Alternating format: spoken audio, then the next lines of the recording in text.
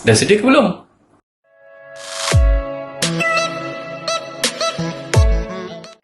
Hai, bersama dengan saya Cikgu Hamzah dalam video pembelajaran #musim PKP.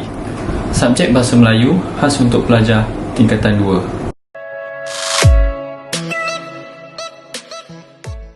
Okey, standard kandungan yang saya akan sentuh pada hari ini ialah standard 1.8, iaitu mengulas sesuatu perkara dan juga isu, di mana standard pembelajarannya pula ialah standard 1.8.2, iaitu mengulas bahan grafik dengan menyatakan maklumat tersurat dan tersirat dengan jelas dan bernas menggunakan ayat yang gramatis.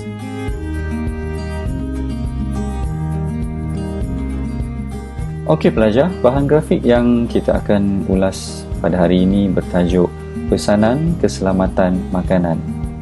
Maksudnya, kalau kita nak ambil makanan, kita nak sediakan makanan, jadi apa yang perlu kita lakukan? Langkah-langkah keselamatan yang perlu kita utamakan.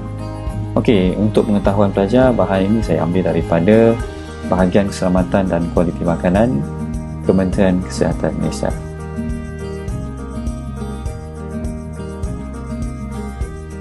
Infografik yang pertama, pesanan keselamatan makanan. Di sini kita dapat lihat ada 7 gambar berkaitan tentang amalan yang perlu dilakukan sebelum kita menyediakan makanan atau mengambil sesuatu makanan. Perlu diingat pelajar bahawa dalam SP ini anda diminta untuk menyatakan isi tersurat dan isi tersirat dengan menggunakan ayat yang gramatis. Mari kita lihat contoh yang saya berikan.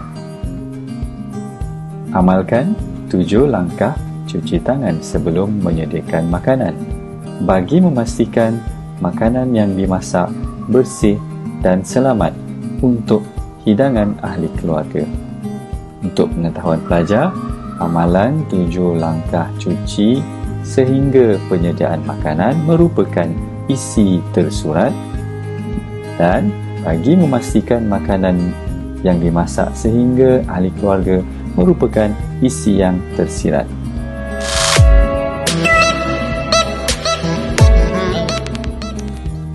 Kita pergi kepada bahan grafik yang kedua, iaitu pesanan keselamatan makanan. Kalau pelajar-pelajar dapat lihat, buah dan juga sayur dibasuh menggunakan air. Jadi, apakah maklumat tersurat yang dapat kita nyatakan di sini? Sebagai contoh, bersihkan sayur dan buah dengan air mengalir meliputi seluruh permukaan sebelum menyediakan makanan. Seterusnya, maklumat tersirat yang ingin saya kongsikan ialah jangan basuh sayur dan buah dengan sabun bagi mengelakkan keracunan makanan. Mudah kan?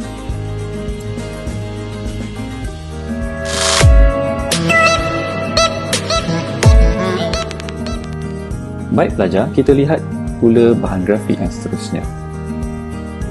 Okey, kita masih lagi dalam tajuk pesanan keselamatan makanan. Merujuk kepada bahan grafik, kita dapat lihat papan pemotong, periuk dan juga mencuci pinggan mangkuk. Daripada bahan grafik ini, maka saya berikan sedikit contoh maklumat tersurat berdasarkan grafik. Bersihkan peralatan memasak seperti papan pemotong, kuali, periuk dan senduk sebelum menyediakan makanan. Okey, saya berikan pula maklumat tersirat berdasarkan grafik. Hal ini bagi mengelakkan pencemaran silang oleh bakteria dan virus.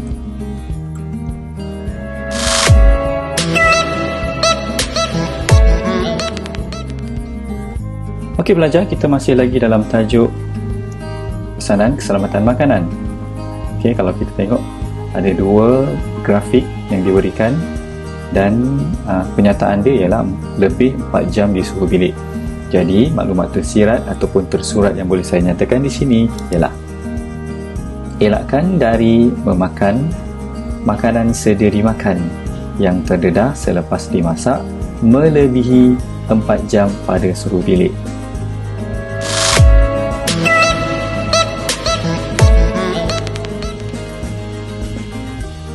Baiklah, kita ke bahan grafik yang terakhir.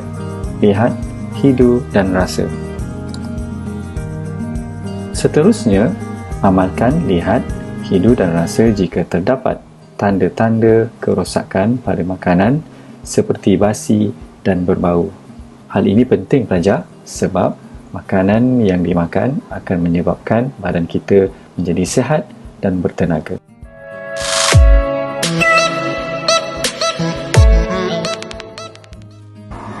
Sekian saja video saya untuk kali ini.